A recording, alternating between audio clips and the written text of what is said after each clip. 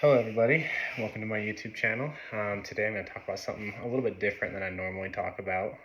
Generally I try to stick more to the outdoor realm, and today I'm going to talk about something that I've actually been researching lately and has become kind of an important part in my job and a part of my life really, and that is some lean management practices, specifically Kanban. So Kanban, for those who may not have heard of it, Kanban is a Japanese word that means signal, is the actual meaning of the word. In terms of lean management, we have these signals, these Kanban cues or cards or whatever, and we use them as actual visual, physical things to help us create flow in business processes. There are two really plain ways that we see this implemented in everyday business, and one of which is really popular throughout, especially management and process improvement, is that of Kanban boards, right? That map out different processes and where each task lines up in a process. We often see them in, say, a whiteboard that has different columns in place, and you have a backlog, you have today's tasks, you have what you're working on, you have maybe if you have anything that's been blocked, and then you have the end, right, the end product. Using these Kanban boards is a great way to identify bottlenecks in systems, right? You can essentially visually look at a process and see where these tasks are getting stuck. Say you have too many tasks that you're trying to push through in a day. You'll be able to physically see, like, look, okay, I have too many jobs that I'm trying to get done. I need to reduce my work in process. I need to reduce the number of jobs that I'm trying to push through because I don't have the bandwidth to support it. And from there on, you can continue to refine and adjust the process to make it so that you're running efficiently and you're able to see your own success in your process and in your team's. So the next part, or the next type of Kanban, is more related to inventory management, which is ultimately the part that intrigues me the most. It's part that I deal with on a regular basis, almost every day at my job. I work at Cytiva, where I have the responsibilities of risk management involving raw materials.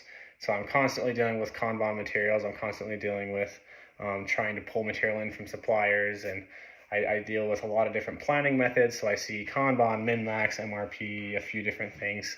So I have the opportunity to kind of see this in action every single day. And with this, when you're applying a Kanban system to an inventory management, essentially what you're trying to do is take a lot of the brain power out of it. A lot of what I like to call like tribal knowledge, for example. And an example that I'll show you later in the video, my wife and I decided to rearrange our pantry into two different sections and create a Kanban system with it. And my wife, she's really good about keeping everything stocked and she knows exactly what to order. However, if I were ever to go look at the pantry and try and figure out what I do or don't have, I wouldn't be able to do it. I just would take a couple guesses. I might get a couple things right. I might over order on one thing. I might, not buy enough of another, and then we wouldn't have what we need when it comes to dinner time, right? And so Kanban, in a sense, is getting rid of that, is creating a visual card that you attach to the product or the raw material, whatever it may be, that when you launch the card, it will tell you exactly what it is, how much to order, and depending on your past demand, because Kanban is generally drawn from past demand because it's more reliable than forecast. Depending on your past demand, you'll determine how much you're buying at a time, which is what you'll end up putting on that card. Another thing that I felt was important to mention, especially about inventory managed through Kanban, is this idea of push versus pull, right? For you to have an idea, pushing inventory through a system usually ends up in an overstock of finished goods. It generally happens when you're trying to build off of forecasts, which isn't always accurate. Whereas Kanban is based off of past demand, right? So we stock our inventory based off of what we've previously used. And this creates a pull effect all the way through from our final customers to our suppliers, right? Our final customers will order something, and that will go through the process, and each cart process will pull a card essentially.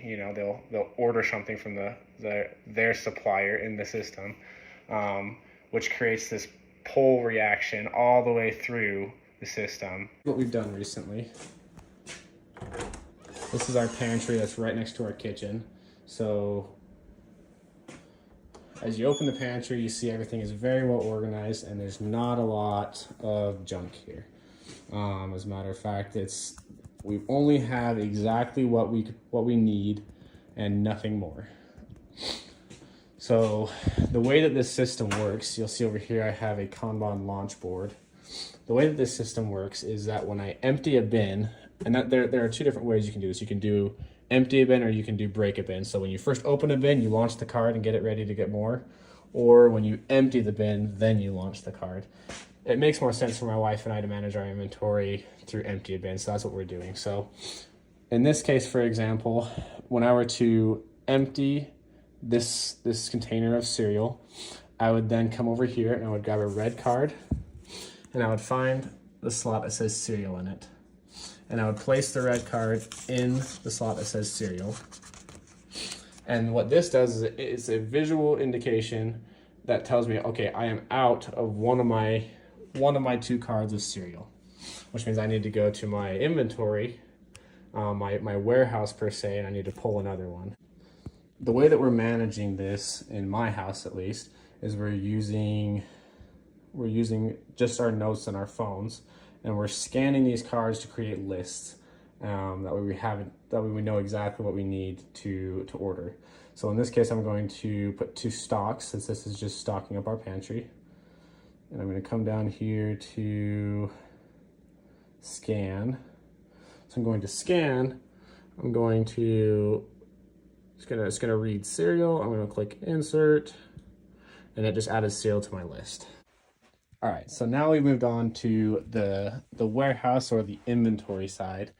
And as you can see here, what I've done is we've organized everything into its own individual space. So everything has its own place, its own designated spot, which kind of falls into that 5S part of the lean management.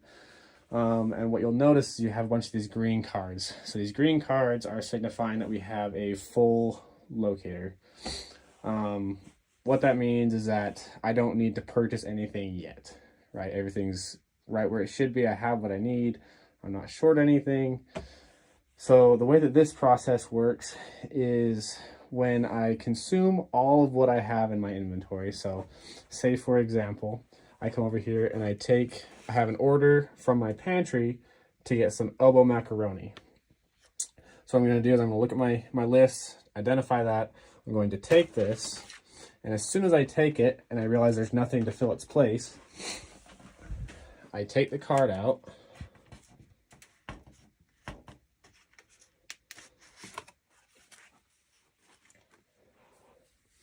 And again, I go back to my my fancy list here, and this time I'm using to purchase.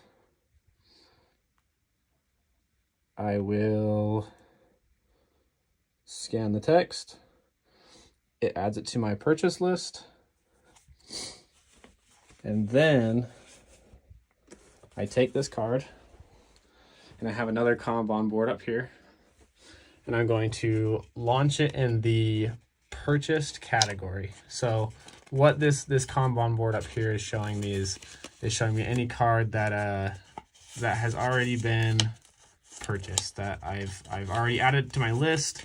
And next time I go to the grocery store, which theoretically should be once a week, I'm going to buy that item. So after I buy that item, and I come back home and I'm going to restock my inventory, what I'll do is I will sort out my bags. I will identify that I have my macaroni. I'll put it in the spot where it goes, which these will have labels on them. I do not have them printed yet, but they will have labels on them indicating where they're supposed to go. I will come back over here and I'll pull this card and place it back back in its Kanban locator. Sorry, this is kind of sticking. There it is. Indicating now that it's full. So that's kind of how this process works. This is more of the purchasing side rather than the production consuming side.